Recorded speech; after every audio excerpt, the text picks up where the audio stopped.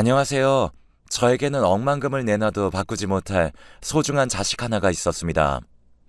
어떤 무엇도 억만금과 제 자식을 바꾸기란 쉽지 않은 일이겠죠. 어떻게 바꾸겠어요? 하지만 저 같은 경우는 좀 다르답니다. 저에게 자식이란 제 몸으로 낳았다기보다는 가슴으로, 마음으로 낳은 자식이라고 할 수 있었거든요. 저는 딸만 둘인 집에서 막내로 태어나 자랐습니다. 우리 자매는 다른 형제들보다 사이가 유별나게 좋았어요. 나이 차이도 얼마 나지 않았고 서로 관심사나 취향도 비슷해서 각자 친구와 노는 것보다 둘이서 함께 노는 게 훨씬 재밌고 즐거울 정도였죠. 주변에서도 우리 부모님께 애들 참 잘 키웠다고 이야기할 정도로 저희 둘은 우애가 참 좋았습니다. 멀리서 봐도 의좋은 자매였어요. 그래서였을까요? 저희는 결혼도 둘이서 비슷한 시기에 했습니다. 결혼을 언니가 먼저 하고 그 다음에 제가 시집을 가게 되었어요. 임신은 제가 먼저 했네요. 언니는 신혼을 더 즐기고 싶다며 결혼 후 2년 정도 시간을 가지고 아기를 낳았고 저는 허니문 베이비로 신혼여행지에서 아기가 생겨 신혼을 즐길 틈도 없이 곧바로 육아로 들어가게 되었어요. 우리 언니는 본인의 조카인 제 아들을 참 많이 예뻐라 해주었습니다. 우리 아들이 입을 옷부터 시작해서 침대와 유모차까지 모두 다 언니와 형부가 다 사주었어요. 우리는 결혼 전부터 각자 애인이 생기면 그들과도 친하게 지냈기 때문에 이미 형부나 우리 남편 둘이서도 사이가 좋아서 우리는 자주 뭉쳐 놀았고 육아도 저희 아들을 우리 부부만 키우지 않고 형부와 언니도 자주 집에 놀러와서 봐주곤 했어요. 2년 뒤에는 언니도 임신을 하게 되어 우리 아들이 쓰던 물건들을 그대로 다 물려주었고요. 저는 아이를 하나 더 갖고 싶었지만 뜻한 대로 생기지 않더라고요. 그래서 외동아들로 키우고 있는 시기에 언니가 마침 임신을 하게 되어 육아용품들을 같이 쓰게 되었죠. 언니가 출산한 이후 저도 언니가 낳은 딸을 우리 아들과 같이 남매처럼 돌봐주었어요. 저는 일을 쉬고 있었지만 언니는 맞벌이 부부로 돈을 벌고 있었기 때문에 늘 언니가 출근을 하고 나면 제가 아이들을 돌봐주었거든요. 그렇게 한 3년이 지났을까요? 저에게 감당 못할 시련이 하나 찾아오게 되었습니다. 마치 세상이 무너지는 듯한 아픔이 지나가게 되면서 저는 한동안 삶의 의욕을 잃은 사람처럼 살았던 적이 있었어요. 잘 크고 있던 우리 아이가 어느 날 갑자기 빈혈이 생기게 되면서 집에서 잘 놀다가도 픽하고 쓰러지곤 했었습니다. 초반에는 그렇게 심하지 않아서 저는 아이가 워낙 마르고 약한 편인데다 뭘 잘 먹지를 않아서 그런가 보다 싶어 이것저것 몸에 좋다는 것들을 골라서 먹이기 시작했어요. 하지만 워낙 입이 짧은 아이라 먹는 것 가지고는 안 되는 것 같더라고요. 병원에도 한번 데리고 가봤지만 이때까지는 빈혈기가 그렇게 심하지 않았기 때문에 병원에서도 대수롭지 않게 생각하면서 약을 처방해주는 수준이었습니다. 그래서 저도 크게 생각하지 않고 그냥 약을 먹이는 수준으로 보살폈습니다. 하지만 증상이 그렇게 좋아지는 게 보이지 않더라고요. 그러다 어느 날은 코피가 났는데 꽤 오랫동안 멈추지 않아 응급실에 데리고 간 적도 있었습니다. 그리고 그날 저는 아주 충격적인 소리를 듣게 되었어요. 아이가 자주 쓰러진다고 하셨죠? 네, 몇 번 쓰러지길래 병원에도 데리고 갔었는데 그냥 대수롭지 않게 얘기를 하더라고요. 그럴 수 있습니다. 몸이 약한 아이들에게는 빈혈기가 나타날 수 있으니까요. 그래서 저도 확실하다고 말할 수는 없지만 일단 아이에게서 백혈병 증상이 좀 보이는 것 같네요. 정확한 건 검사를 꼼꼼하게 해봐야 알 수 있겠지만 일단 큰 병원으로 가셔서 소아암 검사를 받아보시는 게 좋을 것 같아요. 소아암이요? 우리 아이가 백혈병이라뇨. 말도 안 돼요, 선생님. 그건 정말 말도 안 되는 거잖아요. 진정하세요. 보호자분, 아직 확실한 건 아니니까 일단 검사 받아보시고 이후에 치료 과정을 고민해보는 게 좋을 것 같습니다. 벌써부터 너무 겁먹거나 걱정하지 마시고 일단은 검사를 받아보세요. 청천벽력과도 같은 소리에 저는 정신을 차릴 수가 없었습니다. 그래서 일단은 바로 제일 빠른 날짜로 예약해 큰 병원에서 소아암 검사를 받았고 결과는 소아암 중에서도 그 의사 선생님이 말한 대로 백혈병이었습니다. 소아암의 경우 조기에 발견되는 것이 아니라 이미 어느 정도 진행이 된 상황에서 발견되기 때문에 우리 아이도 이미 진행이 많이 된 상태였어요. 평소에 뼈가 자주 아프다고 하고 빈혈기가 있는 것으로 보아 제 아들의 몸에서는 이미 이상 신호를 보내고 있는 거였는데 저는 이걸 심각하게 받아들이지 않고 정말 가볍게 성장해가는 과정이라고만 치부하고 말았던 거였죠. 물론 거기에는 병원의 역할도 있었습니다. 아마 처음부터 우리 아들에게 빈혈약을 줄 게 아니라 백혈병 검사를 받고 치료를 시작했다면 결과는 달라졌을지도 몰라요. 결국 우리 아들은 이렇다 할 치료도 받지 못한 채 5살의 나이에 세상을 떠나고 말았습니다. 저는 이때부터 상심이 너무 컸고 그 무엇도 할 수가 없었어요. 정말 세상의 모든 낙을 다 잃어버린 사람처럼 감정 없이 살았고 제가 폐인처럼 살 때 묵묵히 절 지켜봐주고 마음의 병이 회복되기를 도와준 사람이 바로 우리 언니였어요.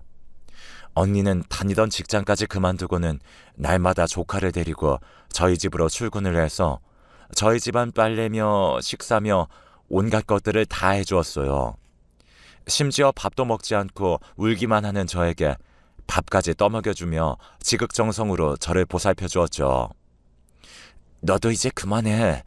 이제 살 사람은 살아야 할 거 아니야. 제발 밥 좀 먹어봐. 이러다 너 진짜 병나. 제발 정신 좀 차려. 언니, 나도 우리 아들 따라서 하늘 날아가면 안 돼? 나 진짜 너무 힘들어. 우리 아들이 너무너무 보고 싶어. 제발 우리 아들 좀 보게 해줘. 내 새끼 좀 내 앞으로 데리고 와줘. 저는 너무나도 힘들어 언니 앞에서 오열을 하며 울었고 우리 아들을 내 앞으로 데리고 와달라고 울부짖을 때 놀랍게도 따뜻한 손길이 저를 꼭 안아주었습니다.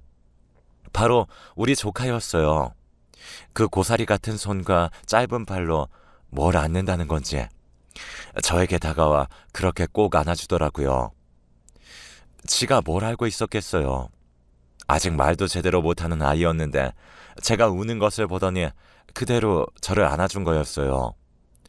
솔직히 언니한테는 미안하지만 언니가 나한테 해준 지극정성의 보살핌보다 그 포옹 하나가 저를 그렇게 위로해 주더라고요.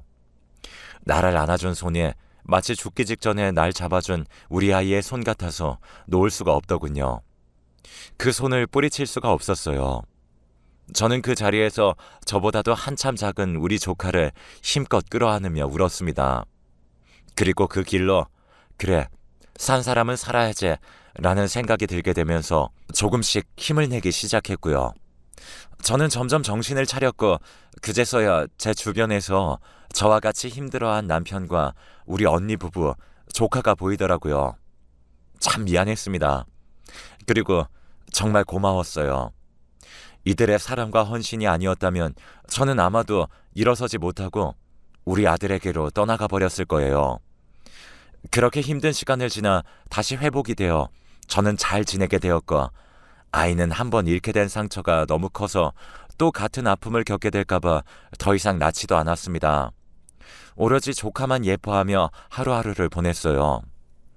남편과도 사이가 좋은 편이었기 때문에 꼭 아기가 생기지 않더라도 우리 둘이서 행복하게 살자고 이야기를 하면서 지냈죠. 그렇게 다시 평범한 일상으로 돌아가게 되었고 언니 부부도 외동딸까지만 낳고 더 이상은 아이를 낳지 않은 채 지내고 있었어요. 세월이 빠르게 지나갔고 제 조카는 벌써 초등학교에 들어갈 때가 되어 입학을 했습니다. 입학식 때도 언니가 일하느라 바빠서 제가 데리고 다녔어요. 그 작고 귀여운 손을 잡고 학교를 데리고 갔는데 어찌나 기분이 좋던지 아직도 그때 감격이 저에게는 남겨져 있습니다. 언니는 일을 하면서 바쁘다는 이유로 아이의 초등학교 입학식도 가보지 못한다는 게 애한테 미안하기도 하고 저학년 때까지만이라도 집에서 엄마 노릇을 좀 해주고 싶다면서 일을 그만두었어요.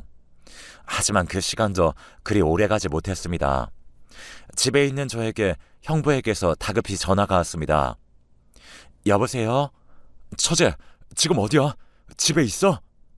네, 저 집이에요. 무슨 일 있어요? 형부, 목소리가 왜 그래요? 그게 언니한테 무슨 일이 생긴 것 같아. 우리 집에 불이 났대. 좀 봐줄 수 있겠어? 제발. 뭐라고요? 불이라뇨? 알았어요. 형부, 당장 가볼게요. 형부는 직장에서 아파트 경비 아저씨에게 전화를 받게 되었고, 언니 부부가 지내고 있는 아랫집에서 불이 붙어나기 시작하면서 위로 옮겨부터 우리 언니의 집까지 불에 타게 된 거였어요. 제가 이미 도착했을 땐 한창 불을 끄고 있었고, 언니 집과 아랫집에서는 이미 사람을 구조해 꺼내온 상황이었습니다. 하지만 언니는 이미 나올 때부터 싸늘한 주검으로 나와 있었어요. 언니 이게 뭐야? 이게 도대체 무슨 일이냐고? 왜 이렇게 누워있어? 왜 누워있는 거야? 언니, 제발 정신 좀 차려봐, 제발! 저의 울부짖는 소리에도 전혀 미동도 없는 언니를 바라보면서 저는 아무것도 할 수가 없었어요. 그저 그 옆에서 땅을 치며 울 수밖에 없었어요. 그 결과로 언니는 8살 난 조카와 형부를 두고 세상을 떠나게 되었어요.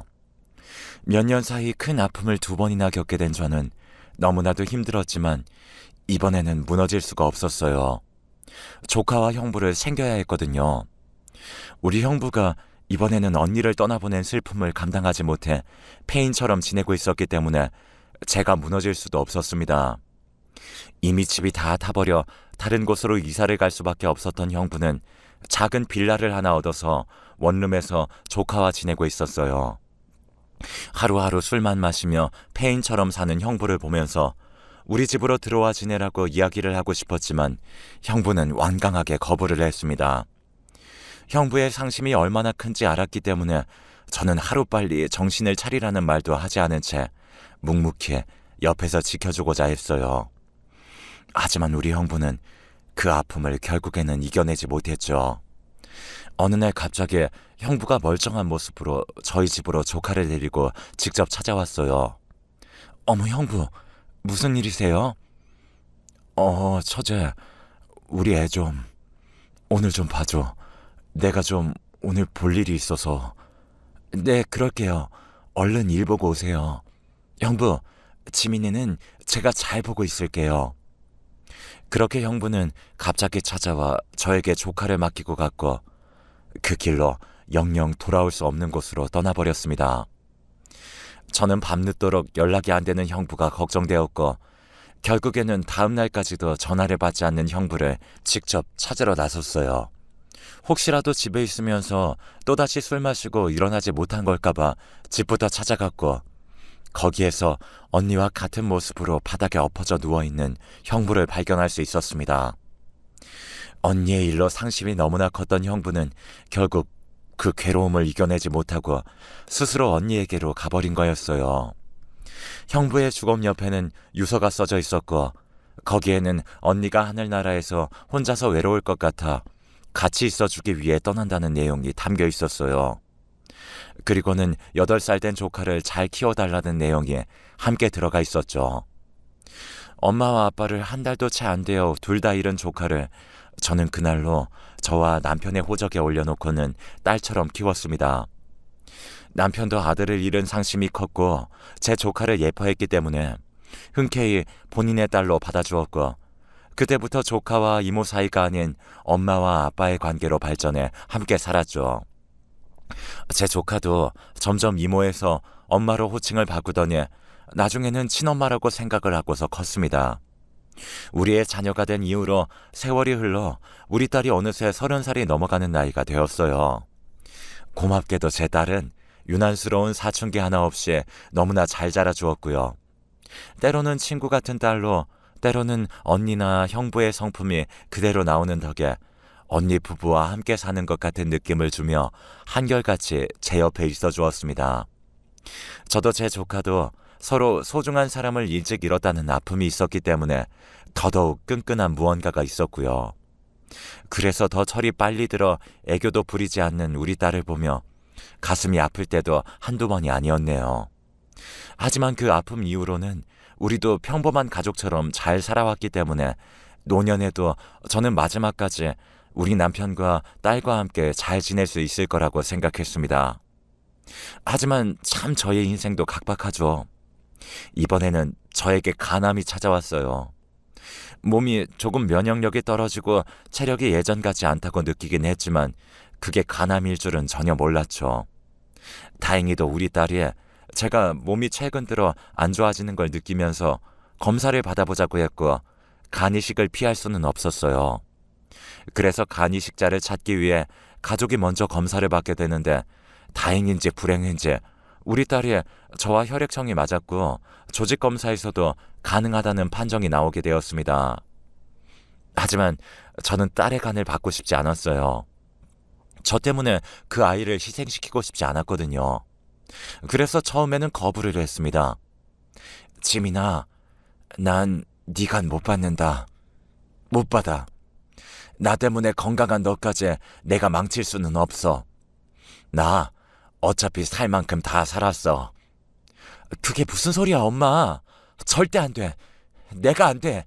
나 아직 결혼도 안 했고 애기도 안 낳았는데 엄마, 손주 태어나면 손주도 봐줘야 하고 나랑 같이 여기저기 손주랑 사위 데리고 놀러 다니면서 효도 받아야 할 거 아니에요. 안 돼. 그러니까 무조건 간이식 받아요. 무조건. 안 돼. 내가 어떻게 네 간을 받아? 엄마, 내가 그래야 살아요. 내가 엄마한테 이거라도 해줘야 고아로 살 뻔한 나를 딸로 업고 안고 키워주는 애 갚지. 엄마, 그러다 네가 잘못되면 내가 더 힘들어 못 살아. 날 생각해서라도 제발 이식 받아줘요. 저는 딸의 간절한 부탁에 간을 이식받기로 했습니다. 다행히도 수술은 성공적으로 끝났고 딸과 저 모두 회복까지 잘 되어서 건강하게 지낼 수가 있었어요.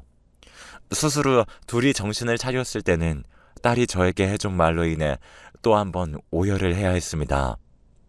엄마, 이제 내 간이 엄마에게로 갔잖아요. 이제 우리는 진짜 하나인 거예요. 그러니까 엄마가 아프면 나도 아픈 거니까 꼭 아프지 말고 오래오래 살아줘요. 건강하게. 엄마는 내 친엄마보다도 더 친엄마 같은 존재고 이 세상에 하나밖에 없는 유일한 나의 엄마예요. 누구보다도 사랑스럽고 자랑스러운 내 엄마니까 건강하게 오래오래 내 옆에 있어줘야 돼요. 알았죠? 사랑해요. 그래. 내 딸, 우리 딸, 엄마가 오래오래 옆에 있어줄게. 엄마도 고마워. 이렇게 엄마 딸로 잘 살아줘서, 잘 커져서 고마워. 엄마도 사랑해. 정말 사랑해. 서로를 껴안으며 울고 있는 저희들을 우리 남편도 흐뭇하게 바라보며 함께 울면서 셋이 끌어안고 또 한참을 울었네요. 참 힘든 순간들마다 함께 지나온 사람들이라 그런지 더욱 힘이 되더라고요. 그렇게 한 번의 고비를 넘길 수 있었습니다. 몸도 잘 회복되어 가고 있던 와중에 수술받고 1년 정도 지났는데 이번에는 희소식이 찾아왔어요. 우리 딸이 결혼을 하고 싶다며 사위를 데리고 온 거죠. 한눈에 보기에도 우리 딸을 많이 아껴주고 있었고 사랑하고 있다는 게 보였습니다. 참 듬직하더군요. 체격도 컸고 남자답게 생겨서 믿고 우리 딸을 맡길 수 있을 것 같았고요. 그래서 흔쾌히 결혼을 승낙했습니다. 그때부터 양가 상견례도 모두 마치고 결혼 날짜를 잡아 하나하나 준비를 해나가기 시작했어요. 딸과 같이 드레스도 보러 다니고 예물도 보러 다니면서 정신없게 보내던 와중에 이번에는 둘이서 결혼 반지를 한 번 더 보러 가기로 했다며 아침 일찍 외출을 했습니다. 그날이 주말이었기 때문에 저도 집에서 좀 쉴 겸 TV를 보고 있었는데 갑자기 경찰서에서 전화가 왔어요. 이번에도 너무나 듣기 힘든, 믿기 힘든 소식이었습니다. 딸이 죽었다는 소식이었어요. 신호등을 건너던 와중에 대낮부터 술에 취한 사람이 운전하는 차가 우리 딸을 들이받으면서요. 저는 그 소리를 듣자마자 방에서 자고 있는 남편을 불러 함께 병원으로 달려갔습니다. 믿을 수 없는 이야기에 저는 온몸을 떨면서 갔고 남편도 이미 딸이 잘못되었다는 소식을 듣자마자 멍해졌기 때문에 저희는 택시를 타고 가야 할 정도였어요. 불이 나게 달려가서 본 딸의 모습은 처참했습니다. 얼마나 고통스러웠을지 느껴질 정도였죠. 저와 제 남편은 처참한 모습으로 누워있는 딸의 모습을 보면서 하염없이 울었습니다. 안 돼. 내 딸 못 데려가. 아무도 못 데려가. 지민아, 눈 좀 떠봐. 제발 지민아, 눈 좀 떠봐 제발. 남편도 제 옆에서 똑같이 울고 있었고 저희가 오는 길에 소식을 전한 예비사위도 딸을 붙잡고는 한참을 울고 있었습니다. 저는 믿을 수 없는 딸의 모습을 보면서 하늘이 정말 원망스러웠어요. 왜 내가 사랑하는 사람들을 이렇게까지 다 데리고 가는지 이해가 되지 않았죠. 하지만 금방 정신을 차려야 할 수밖에 없었습니다. 병원 직원이 저에게 다가와서는 딸이 장기기증을 하기로 되어 있다며 동의를 구하러 왔기 때문이었죠. 저는 그 이야기를 들으면서 몇 달 전 딸과 대화한 내용이 떠올랐습니다. 저는 딸과 자주 소파에 앉아 같이 TV를 보곤 했는데 그때 마침 장기기증 프로그램이 하고 있더라고요. 그 프로그램을 한참 보더니 딸은 눈시울을 붉히며 저에게 말해왔습니다. 엄마, 나는 꼭 장기기증 할 거예요. 하나하나 내 몸에 있는 것들 다른 사람들이 쓸 수 있다면 어떤 거라도 다 내어주고 싶고, 그래서 그 사람들이 건강하게만 살 수 있다면 내 죽음이 정말 가치 있을 것 같아요. 그래, 우리 딸이 그래서 엄마는 자랑스럽다. 아휴, 이렇게 착해 빠져가지고 말이야. 그러니까 엄마, 그럴 일은 없겠지만 혹시라도 내가 엄마보다 먼저 잘못되면 꼭 나 장기기증하는 거 동의해줘요. 그게 가족 동의가 또 필요하다고 하더라고. 그런 건 엄마한테 부탁할 게 아니라 사위한테 해야지. 엄마보다도 네가 훨씬 오래 살아야 하는데. 아이 참, 말이 그렇다는 거지. 그렇게 대화한 게 엊그제 같은데 정말 딸의 말대로 된 상황을 보면서 저는 기분이 너무나도 이상했습니다. 마치 딸이 미리 자신의 죽음을 알았던 건 아닐까, 이런 이상한 생각까지 들더군요. 그래서 저는 딸의 유언과도 같았던 그 말을 지켜주기로 했습니다. 곧바로 장기기증에 동의를 했고 결국에는 아이의 소원대로 이름 모를 5명의 사람들에게 우리 딸의 장기를 기증해 줄 수 있었어요. 그 뒤로 저는 딸의 장례를 치렀고 참 가슴 아프지만 그래도 우리 딸의 죽음이 가치 있다고 여겨져 지금은 오히려 제가 마음을 잘 잡고 딸을 잃은 아픔을 이겨내고 있습니다. 어딘가에는 우리 딸의 일부를 가진 사람들이 내 딸을 대신해서 잘 살고 있을 테니까요. 저는 그걸로 위로받고 있습니다. 그리고 우리 딸의 마지막을 지켜주지 못한 한을 여기에서 좀 풀고 싶네요. 죽는 순간 제가 보고 싶었을 우리 딸에게 짧은 편지로 못다한 말을 하고 싶어서요. 우리 딸 지민아, 하늘에서 잘 보고 있니? 엄마가 참 주책맞게 네가 너무 보고 싶어서 사연도 적고 여기에서 너한테 편지도 쓴다. 우리 엄마 또 주책 부린다고 한 소리 할 네 모습이 선명하게 느껴져. 근데 잊혀져서 가물가물한 것보다 엄마는 이게 훨씬 반갑고 좋단다. 우리 딸의 희생으로 인해 많은 사람들이 새 생명을 얻었대. 무려 5명이나 말이야. 아니지? 엄마까지 하면 6명이네?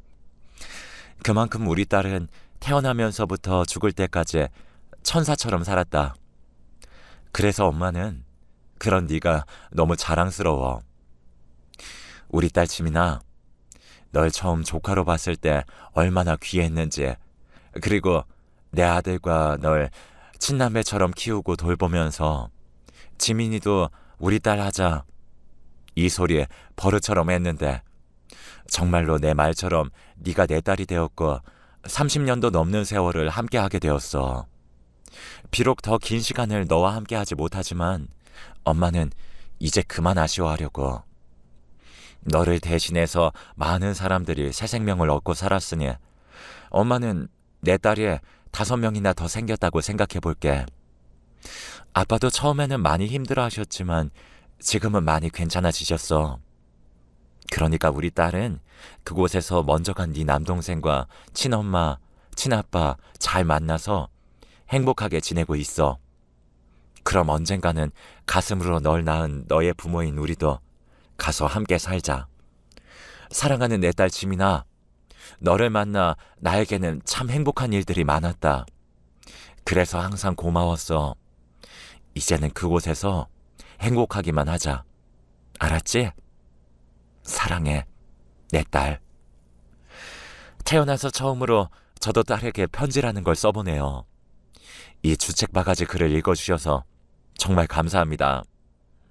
사실은 오늘이 우리 딸의 기일입니다. 그래서 오늘 딸한테 다녀왔더니 더 보고 싶어서 이렇게 사연을 쓰게 되었네요. 저는 지금은 많이 아프진 않아요. 마음이 외롭지 않습니다. 언젠가는 만날 거라고 믿고 있으니까요. 그때까지 하늘에서 지켜보고 있는 우리 딸과 아들, 언니와 형부에게 부끄럽지 않게 잘 살아보려고 합니다. 여러분도 함께 응원해 주세요. 감사합니다.